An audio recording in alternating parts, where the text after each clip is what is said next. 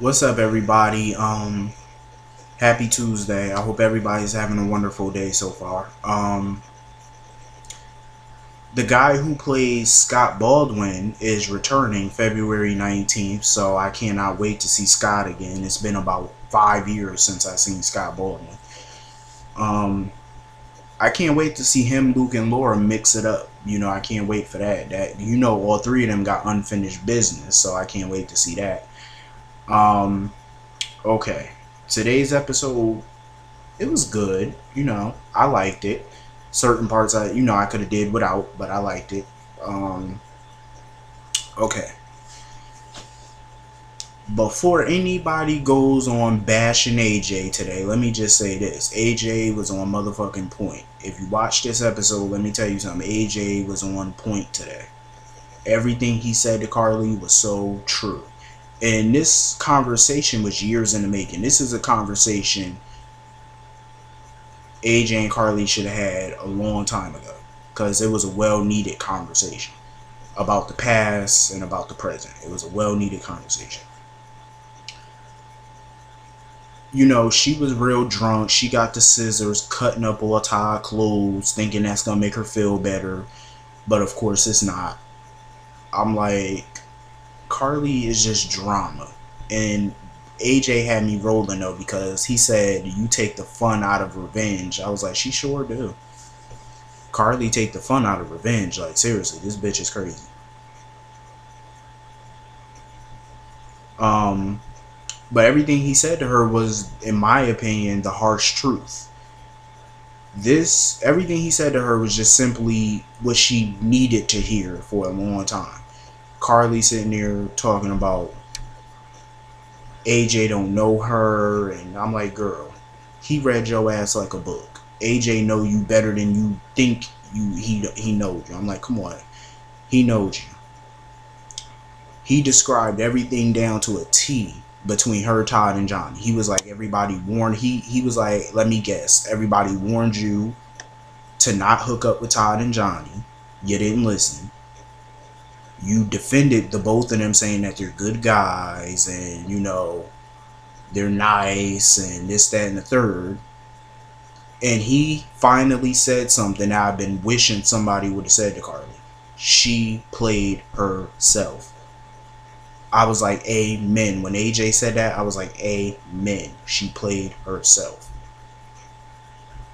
Johnny, Todd, they did not play her. You played yourself. Everybody warned you. You didn't heed the warning, so it's whatever. Then AJ went in on that bitch. He was like, when you first came to town, you were a very good liar, which she was. If you watch Carly back in 1996 when she first came to the show, Carly manipulated every man she ever met. How do you think she got Jason and Sonny on her side? She manipulated them. She lied, manipulated, all that good stuff.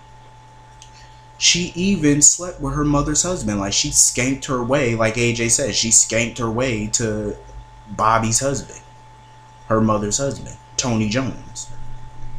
Try to, and then when she got pregnant with Michael, she tried to say Tony was the father of Michael, then try to say Jason was the father of Michael. I'm like, this bitch crazy. She always goes around town bashing everybody, bringing up their bad, their indiscretions from the past. But I'm glad AJ brought up all her shit from the past. Like, who sleeps with their mother's husband? That's so nasty. I don't care what happened back in the day. Like, you don't sleep with your mother's husband. That's just gross and disgusting. Like, seriously. Carly, you are the skank of the year. Skank, seriously, of the universe. Well, you and Liz are on the same level as skankiness. I'm just saying. Liz may be a little higher, but whatever. Carly needed to hear all those truths. She's pathetic. Like, seriously. And I'm glad AJ told her about herself. Like, nothing about her changes. Her mentality, it never changes. She does the same shit over and over and over and over again. When it comes down to men, it's like you don't change. Dumb.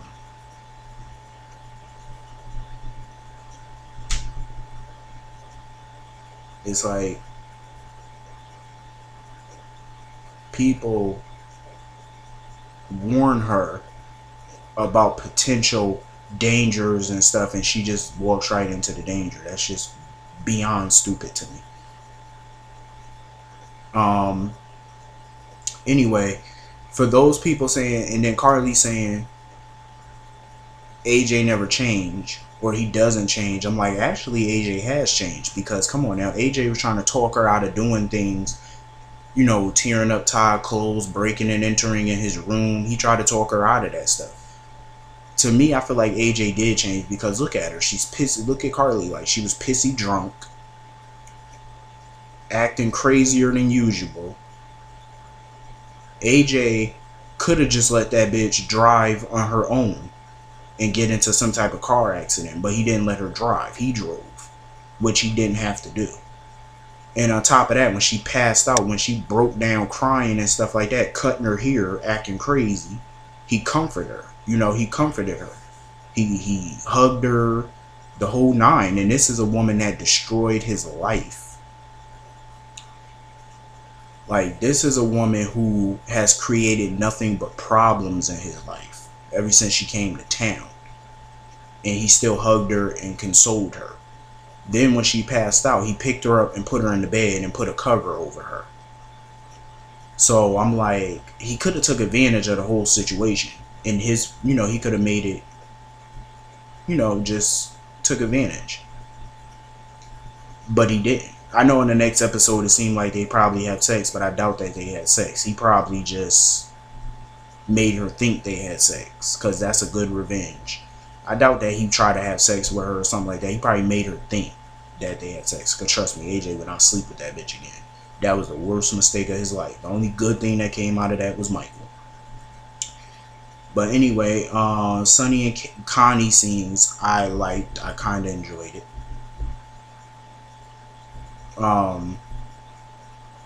Sonny, I feel like this about Connie. If Kate was the host and not the altar, how come Kate didn't reemerge?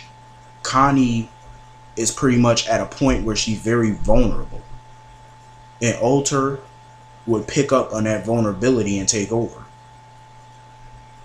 And Connie is very vulnerable, so why didn't Kate come back? I'm starting to really believe Connie is really Connie, you know, the host, not the altar. Kate has got to be the altar, because Connie would have broke down and Kate would have came back. I'm glad Sonny was there for her though.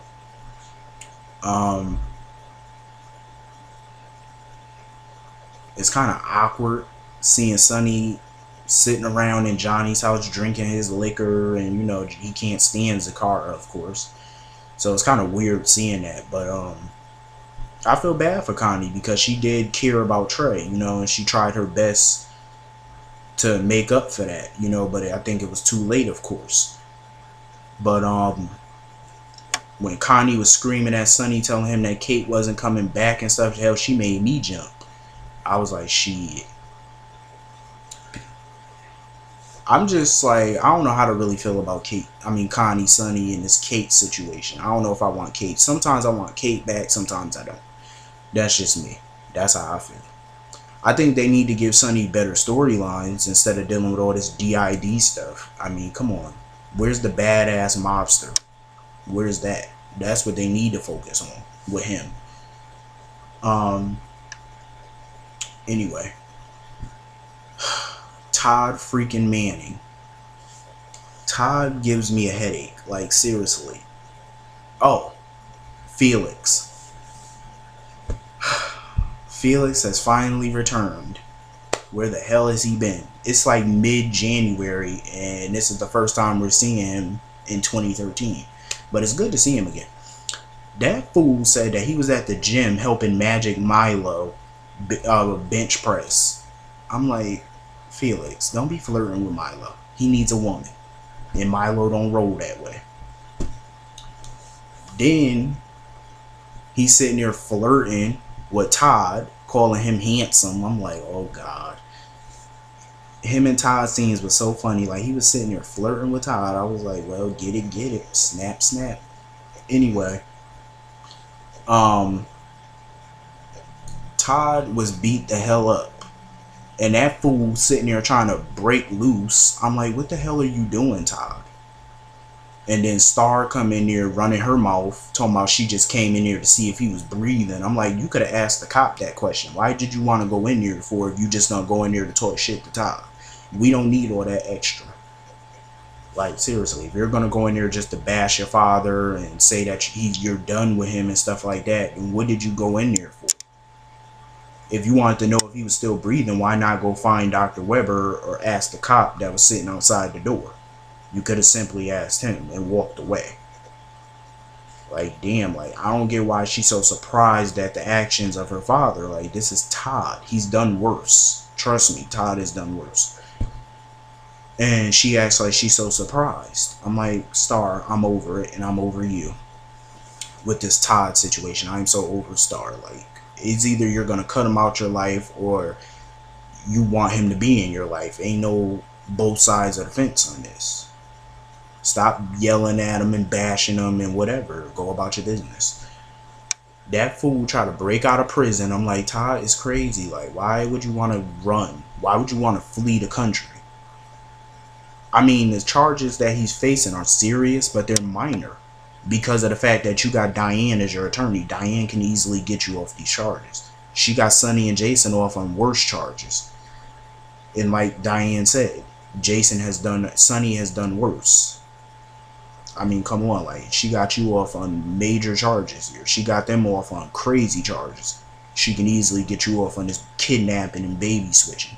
She can easily get you off on those charges. So what is the purpose of fleeing? And Diane, like, when Johnny was sitting there shaking the bars, I'm like, why are those bars shaking? I ain't never been in jail before, but I seen police bars before when I was visiting somebody, and those bars don't shake. Like, Johnny shook the bars and the whole damn bar, like the whole cell shook. I'm like, those are not real bars, because they shouldn't be shaking like that unless they got some screws loose.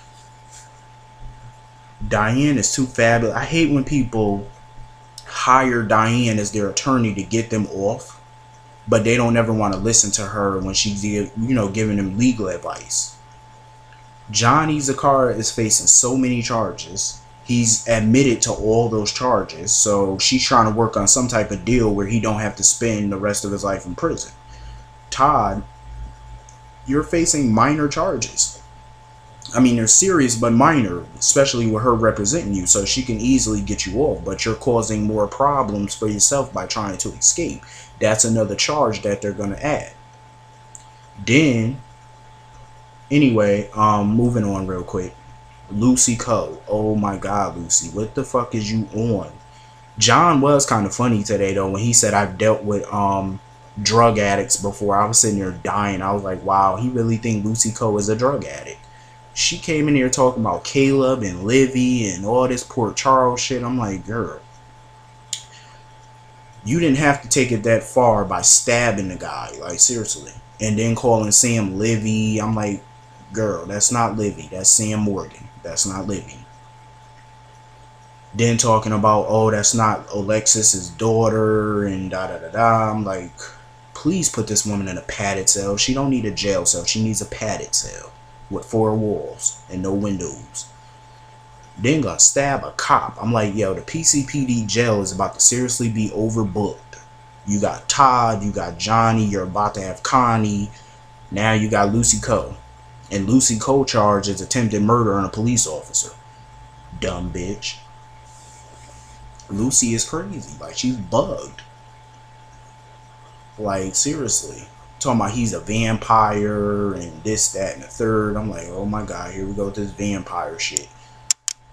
And then when John was in the hospital, that fool Todd told Sabrina to get him some morphine. I'm like, fool, morphine will kill that man. And then he said, this is gonna hurt me. And then he touched the wooden stake that was in his chest. He grabbed it so that way John would feel some pain to let go. I was like, Todd, you're bugged, my dude. You seriously have lost your mind. That's another charge that they're gonna add on you, Todd. You just racking them up, B. Better chill out. And then when Sam stopped him and stuff like that, and she jumped on his back, I was like, Sam looked so short when she jumped on his back. That shit was so funny. And then Todd was in the hospital bed pretending like he didn't know where the fuck he was and who he was, pretending like Steve Weber was Patrick Drake, and then talking about Dorian Lord Vickers Buchanan is the president of the United States. Todd is crazy. Steve was like, yeah, I'm not believing that shit. I was like, yeah, Steve could tell he was bullshitting. I'm like, Todd is a mess. That reminded me back in, what, 1998, I think, when he pretended to have DID. That shit was so funny.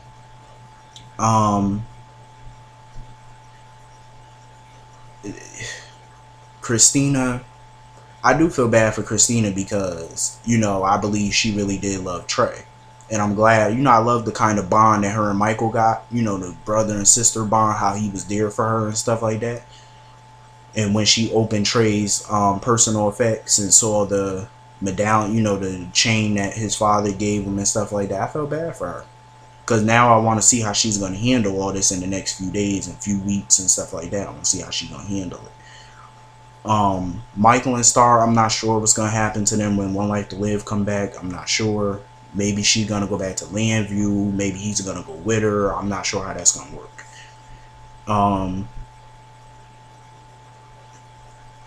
Alexis and Shawn, we need to see more of them. I want to see their relationship evolve.